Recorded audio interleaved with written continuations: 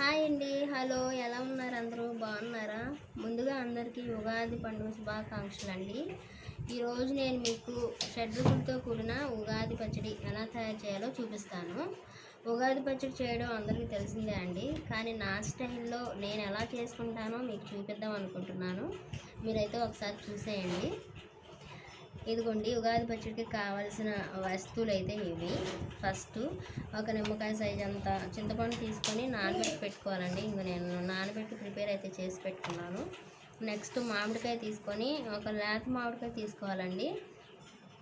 ఎక్కువ పెద్దది తీసుకుంటే పులుపు వస్తుంది, మనకు కావాల్సింది వగరు కాబట్టి చిన్న సైజు మామిడికాయ అయితే తీసుకొని నేను ముక్కలుగా చేసి పెట్టుకున్నాను. నెక్స్ట్ బెల్లం అండి, ఒక 2 స్పూన్స్ బెల్లం అయితే తురిమి పెట్టుకున్నాను. నెక్స్ట్ వేపపు అండి, చేదు కోసము.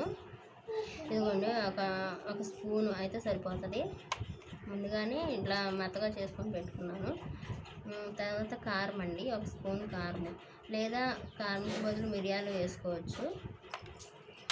నెక్స్ట్ ఒక స్పూను సాల్ట్ లేదా కల్లుప్పు అని వేసుకోవచ్చు, మన ఇష్టం అండి. ఈ పచ్చడికి కావలసిన వస్తువులు అయితే ఇవి.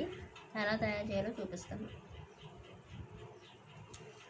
ముందుగా ఇట్లా ఒక బౌల్ తీసుకొని పెట్టుకోండి. ఫస్ట్ మనం తయారు చేసి పెట్టుకున్న చింతపండు గుజ్జును అయితే తీసుకుందాము.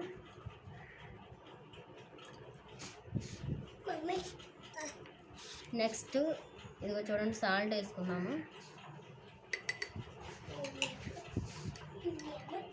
నెక్స్ట్ ఇవ్వండి, మామిడికాయ ముక్కలు కట్ చేసుకొని పెట్టుకున్నాను.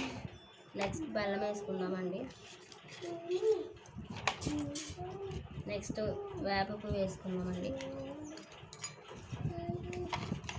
నెక్స్ట్ కారం అయితే ఒక స్పూన్ వేసుకొని కలుపుకుందాం.